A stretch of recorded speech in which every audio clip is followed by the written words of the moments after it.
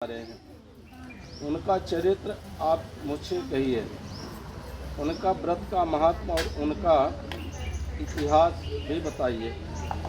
जो स्त्रियों को पतिव्रता को देने वाला, सौभाग्यदायक और महान उदय करने वाला है।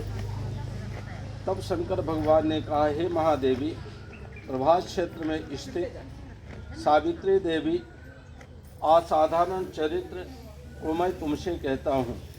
हे महेश्वरी, सावित्री स्थल नामक पवित्र स्थान में राजकन्या सावित्री प्रकार से उत्तम वट सावित्री व्रत का पालन किया, वही व्रत मैं तुमसे कहता हूँ। मद्रास क्षेत्र में एक धर्मात्मा सभी प्राणियों के हित में तत्पर रहने वाले राजा रहते थे।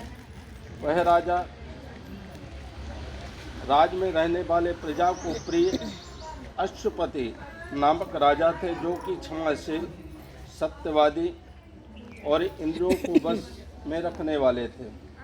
उस राजा की कोई संतान नहीं थी। एक समय वह राजा प्रभास क्षेत्र में यात्रा के निमित्त वहाँ आए और विधि पूर्वक यात्रा करते हुए सावित्री के स्थल पर जा पहुँचे।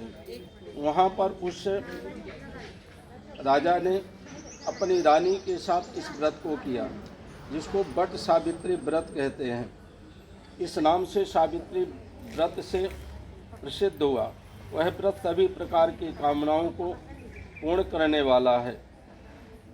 इसे भूर्भुवस्व यानी भू पृथ्वी लोक, आकाश लोक, स्वर्ग लोक में यह सबसे उत्तम व्रत है। साक्षात प्रतिमूर्ति बना करके, यानी ब्रह्मा जी की और सावित्री की एक बांस के टोकरी में उनकी प्रतिमा रखना चाहिए और उनका पूजन करना चाहिए।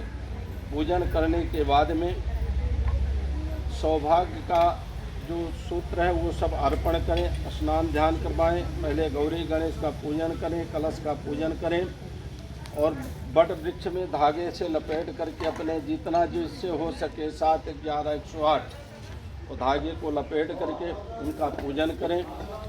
और पूजन करने के बाद में कथा को सुने।